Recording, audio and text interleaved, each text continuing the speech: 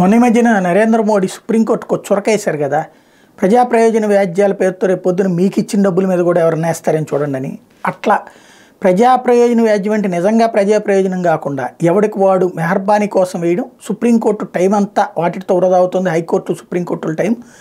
అలాంటిదే ఒక పిల్లు వచ్చేటప్పటికి చిరాకేసినటువంటి సుప్రీంకోర్టు ఘాటుగా వ్యాఖ్యానం చేసింది. సుపరిపాలనలో భాగంగా ఎంపీలు ఎమ్మెల్యేలను ఎల్లవేళలా పర్యవేక్షించేలా కేంద్రాన్ని ఆదేశించాలని కోరుతూ దాఖలైన ప్రజా ప్రయోజన వ్యాజ్యాన్ని సుప్రీంకోర్టు కొట్టేసింది. చట్టసభ సభ్యులు గోప్యత హక్కు ఉంటుందనే విషయాన్ని గుర్తు చేసిన సుప్రీంకోర్టు ధర్మాసనం 24 గంటల కదలికలు పర్యవేక్షించేందుకు వాళ్ళ శరీరంలో చిప్పును పెట్టాలని ప్రశ్నించింది. మీరు ఏం కోరుతున్నారో అర్థమవుతుందా?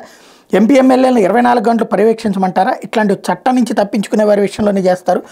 గోప్యత హక్కు అనేది ఒకటి ఉంది. ఎన్నికైన పార్లమెంటు సభ్యులందరినీ డిజిటల్గా పర్యవేక్షించేందుకు వారి శరీరాల్లో చిప్ పెట్టలే అయినా వాదిస్తామంటే తర్వాత మీ వాదనలతో మేము ఏకీభించలేకపోతే మీ నుంచి 5 లక్షలు వసూలు చేస్తాం. ఇది ప్రజాస్వామ్యం ముఖ్యమైనవి అనేక అంశాలు ఉన్నాయి అని సుప్రీం ధర్మాసనం పేర్కొంది. సుపరిపాలన ప్రజలకు అందాలంటే ఎంపీలు ఎమ్మెల్యేలను అనుక్షణం పర్యవేక్షించేలా కేంద్రాన్ని ఆదేశించాలని కోరుతూ ఢిల్లీకి చెందిన సురీందర్నాథ్ కుంద్రా సుప్రీంకోర్టులో పిల్ దాఖలు చేశారు. దీన్ని భారత ప్రధాన న్యాయమూర్తి Justice DY Chandrachud, Justice JP Pardiwala, Justice Manoj మిశ్రాలతో కూడిన ధర్మాసనం పరిశీలించింది.